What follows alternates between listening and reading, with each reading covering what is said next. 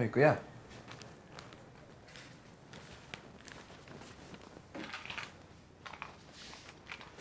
Down to Florida for tomorrow. This storm is now 1,000 miles wide, and it's just moving right across the country. The good news is it's not cold enough to make any snow. It's going to be mainly rain. Even on Saturday, there'll be a mix across parts of Ontario and Quebec, even into upstate New York, Whiteface Mountain, Killington. Those areas will get some snow. Everyone else in the lower elevations will get rain. Hinaan mo yung TV. Back out to the west. Nag-aaral yung kapatid mo. This storm system Eh, moves doon siya to sa kwarto Utah mag-aaral. City, a wet Isa lang tong day TV. for Chicago, Ano bang plano mo sa buhay? all the way back down even into Tumihaya Cincinnati, at and maghintay even ng some grasya? scattered showers on Sunday. Aba, kung ayaw Again, mag-aral, it's maghanap ka ng full trabaho. thunderstorms as Ay, another nananahimik cold po ako front moves dito. through. It's that time of year.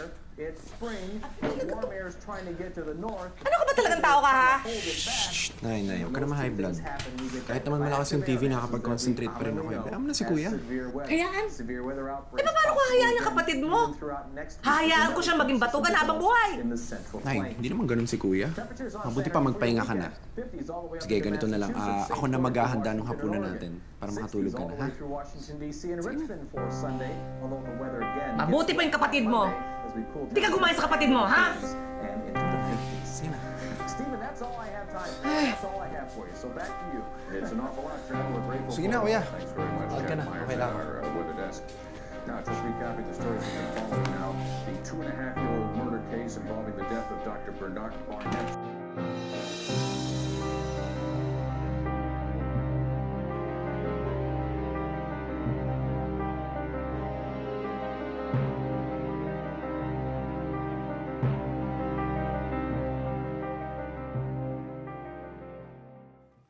Pre, may balita ba kayo kay Michael?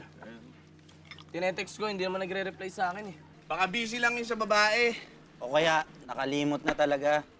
Uy, Yan naman talaga pag nakapunta na ng Maynila eh. baka naman wala lang load. Eh, bakit pa kasi siya umalis-alis? Ano magagawin niya doon sa Maynila? Magtatrabaho siya. Gastos lang yun, mga pre. Dahil ang gagastusin niya ron, renta, pagkain, pamasahe. Pambira, wala na matitira sa kanya nun eh. Kaya ako dito na lang ako, hindi na lang ako magtatrabaho. Masarap-sarap ang buhay ko dito. Tama! Kaya idol si Raymond eh. O, ba't mo, idol? Hingi ka lang ng hingi ng pera sa nanay mo eh.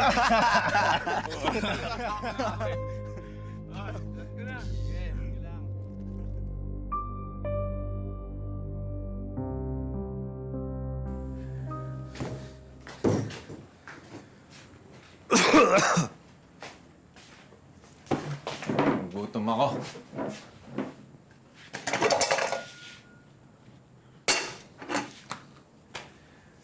Anong ulam? Naubos na kanina, Kuya eh. Ano gubos na? Wala nang ulam. Alam niyo naman, pag uuwi ako dito sa bahay, kakain ako, dapat kumpleto yung ulam. Ba't wala? Kasi Kuya, akala namin kumain ka na dun sa pinuntahan mo eh. Kumain? Bakit? Piyesta ba yun? Piyesta ba yung pinuntahan ko? Inuman yun! Hindi yung piyesta! Walang pagkain doon! Siguro sinadya mo na hindi ako tira ng ulam, no? Sinadya mo, no? No! Kuya, baka magising si nanay. Wala akong pakialam! Hindi niyo ako tinira ng ulam! Ano ba, Raymond? Inaaway mo na naman yung kapatid mo! Eh, paano wala akong pagkain dito sa bahay? Is oras na ng gabi, aabalahin mo pa kayo sa mga kakain mo? Hindi niyo ako tinira ng ulam, eh! Ama! Kuya, tama na. Nay, anak niyo rin ako! Dapat tinitiran niyo ko ng pagkain dito, eh! Dapat tinitiran niyo ko ng Kuya, Kuya! Kuya, tama na yan, Kuya! Anong tama na, ha? Ano? Hindi niyo ako tinitira Kuya, ng tama na pagkain! yan! O ano? Paparag ka? Ha? Tama na! Ano ba? Ano? Ha? Ano? Tama na! Tama na! Ka na! Tama na! Wala ka na nga silbi dito sa bahay! Ngayon nalatakit ka pa! Wala kang kwentang tao! Sana hindi na kita naging anak!